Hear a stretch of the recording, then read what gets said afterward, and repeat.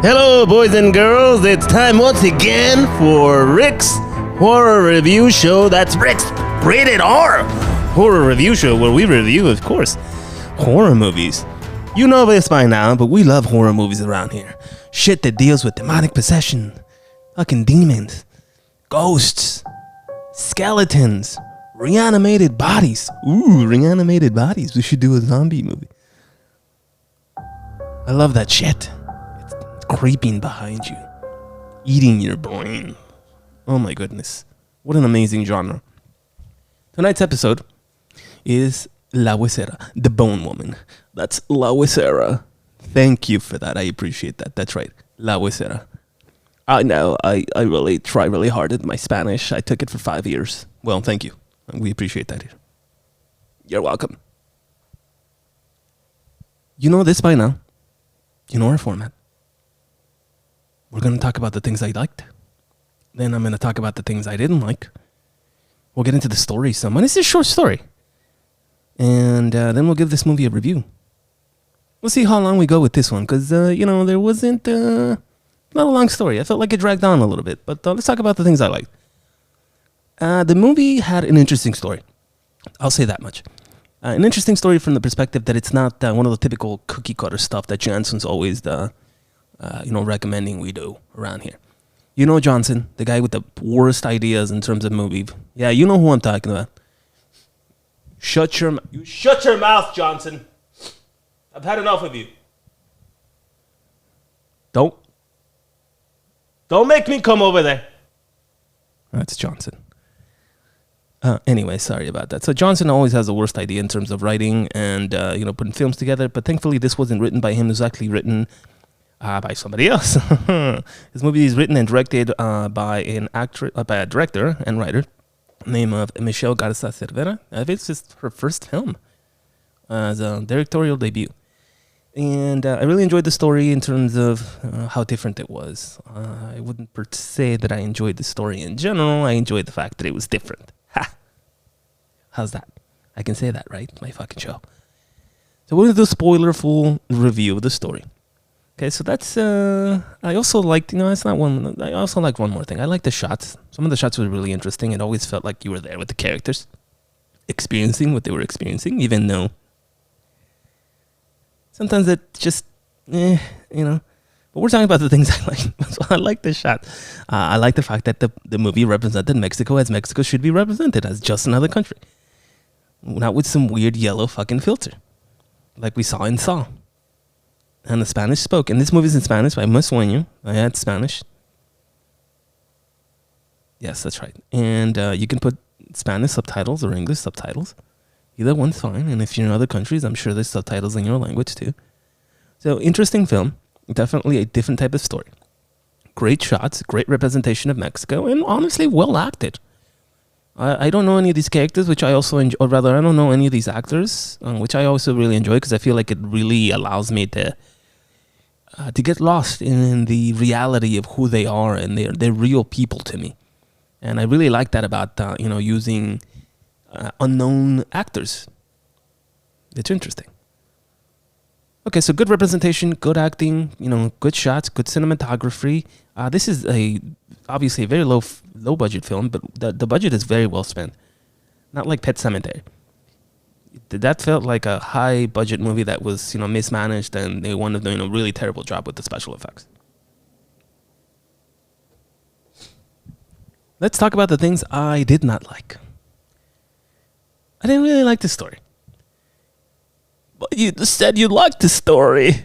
Yeah, I said I liked the fact that the story was different, not that I liked the story. Yeah, that's definitely a different thing. Yeah, so I liked the fact that the story was different. I just didn't like the story. Too fucking bad. God, I just, it wasn't what I was expecting. And sometimes that's good and sometimes that's bad. It's a hit and miss. Not for me. Okay, this is more about it's more about inner demons than actual demons. But you said you love demons. I do love demons, but like manifestations of demons. But wasn't there a let me describe things here. Okay, you're interjecting too much. Jesus, my goodness. You go sit over there. No, further. Thank you.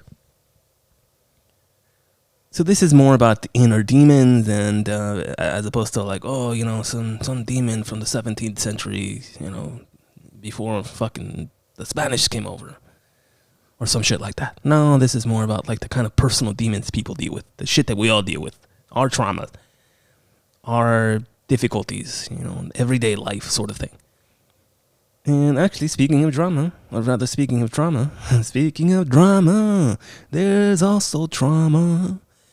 There's a lot of drama in this movie, which is, kind of the reason I don't like. I mean, there needs to be drama in films, but this is just too much for me. Like, I like drama in the right quantities, I'll say. But this just felt like every turn, every corner, it was just drama.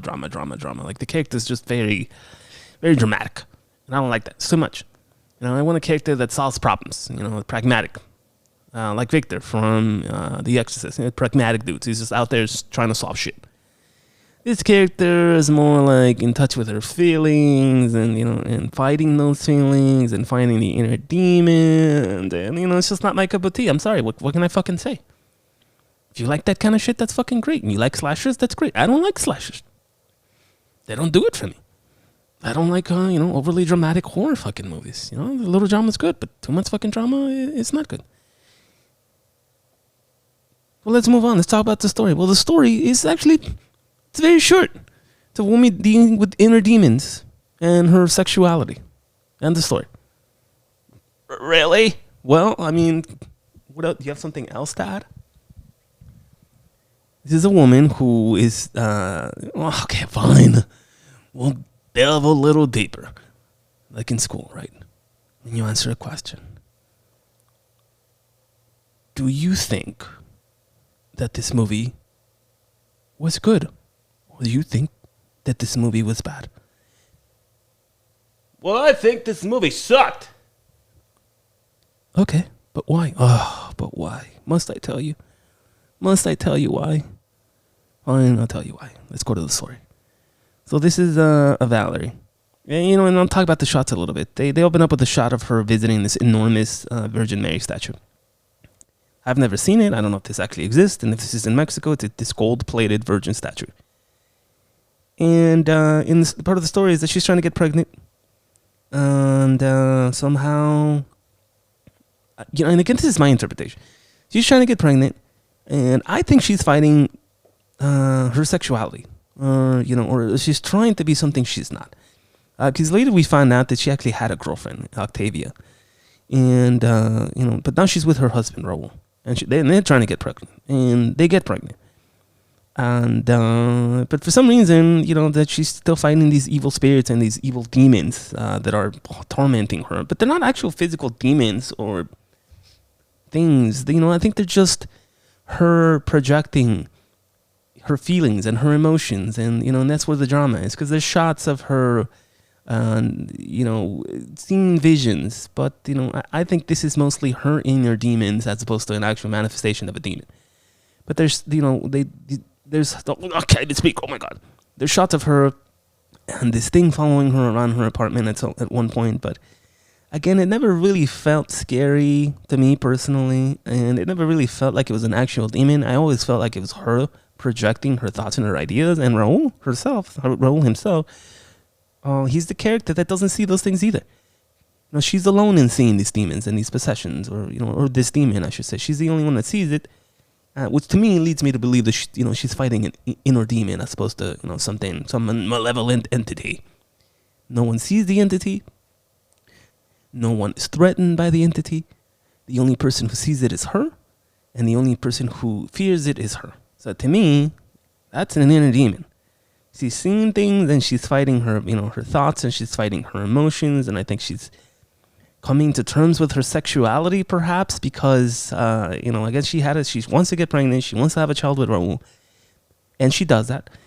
But then there's shots of her going to her parents' house, and her family's, not supportive of her, for some reason, I don't know. She is giving up, things that she enjoys for this child, she's very handy.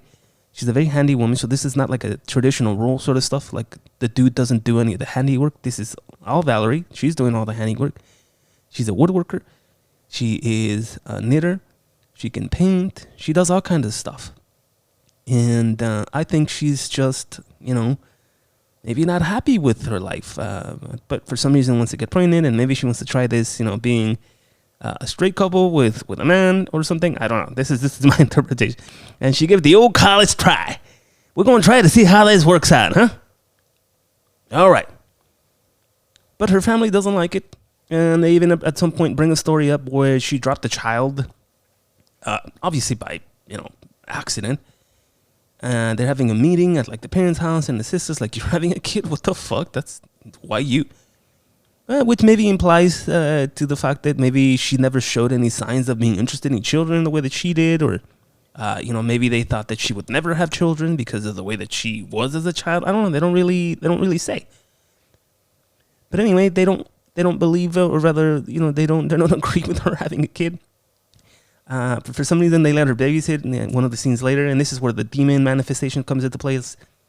No one so she's asked to babysit her niece and nephew at her parents' house while the sister and her parents and her other aunt are out and about doing something. And again, this demon that nobody else sees and nobody else hears manifests itself, or maybe the dog sees. I don't know. The dog was already barking before she got there. There's this scene where she gets to the house and this dog's like barking like crazy. And so that, to me, that's very dismissive, or that immediately dismisses the fact that there's a demon there. Dog winds up dying, unfortunately. I hate that. I don't know why you gotta kill a dog in a fucking movie. That's one thing I hate about a movie. Minus points for fucking killing animals in any fucking movie. I'm sorry. Don't do that. Especially dogs. Any animals in general, but don't fucking kill dogs.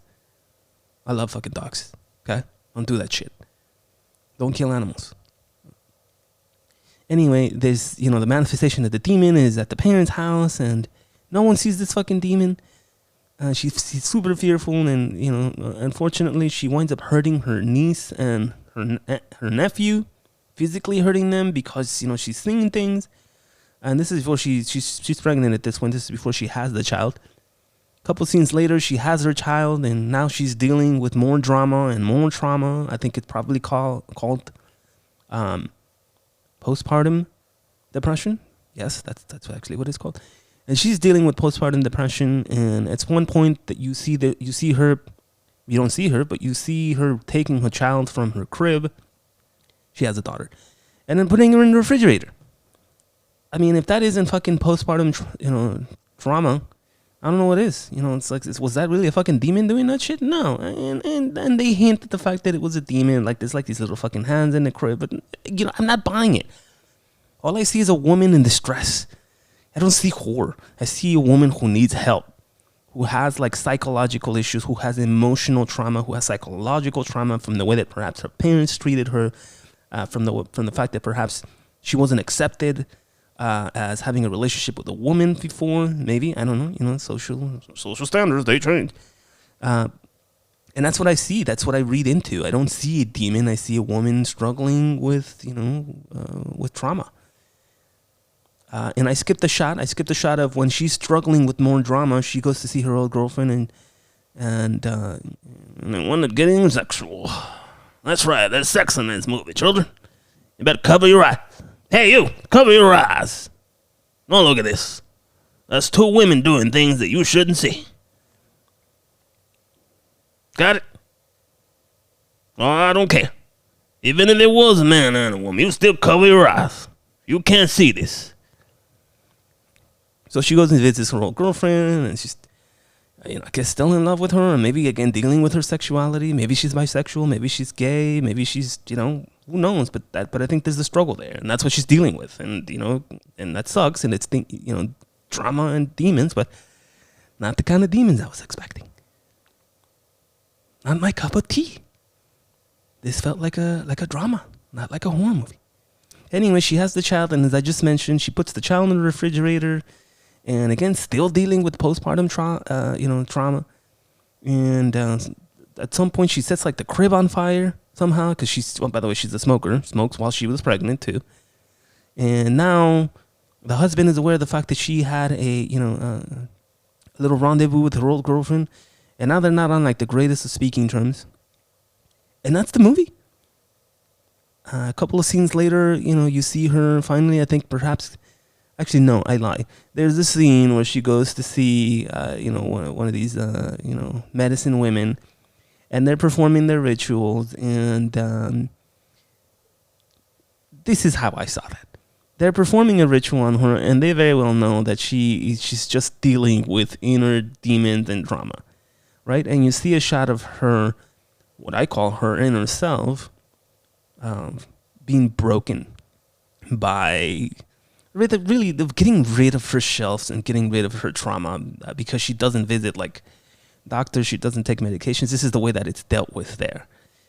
You go to a medicine woman, and they heal you.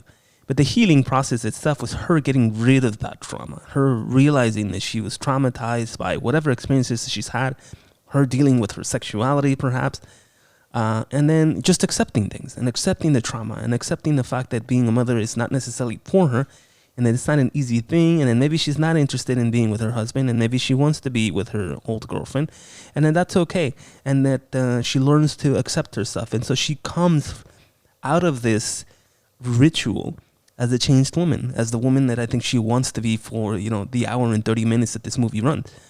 And it's just her crying and, being dramatic and seeing things that aren't really there. And in the end, she just realizes that this is what she wants to do, and good for her. She becomes the woman that she wants to be. So she feels healed.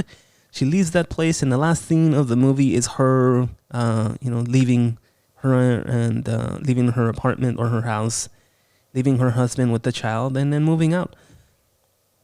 Perhaps to go back with her girlfriend or living some other life. And that's it. That's the story. I'm honest. There's a lot of in between about, more drama and more her dealing with this stuff. But like I said, it just wasn't my cup of tea. But that's really the story. This is what it was. It was a woman dealing with traumatic situation, then found a way to overcome them somehow, in some way.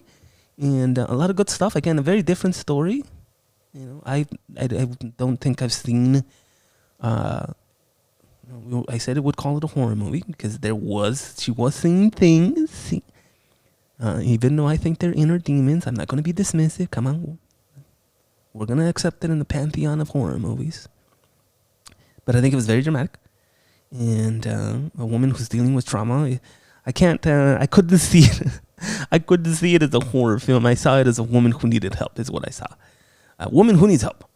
And thankfully, she got the help that she required from what is available to her. And it looked like it helped her heal. And her demons were exorcised. And the movie leaves the child behind, which doesn't feel like she wanted to be a mother to begin with. The husband was very happy to have the child. And she moves out of the house, presumably to, go live her best life, and end of the movie. And now let's get this movie rating. I said I liked the fact that the story was different, and I really enjoyed that. I really do. Props to the filmmakers and the idea for coming up with something different. I enjoyed that. I didn't enjoy the story myself. I just didn't like it. Not a horror movie. I know I keep saying it, but I have to say it again. And so let's just come out with it. I'm gonna give this movie a 5 out of 10.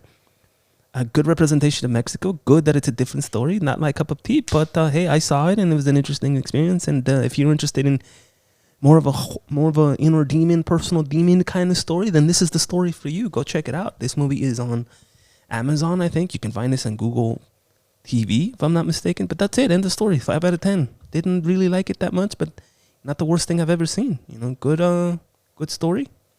Thank you so much. I appreciate it. And that's it. That's been another episode of Rick's Rated R Horror Review Show, where we review horror movies.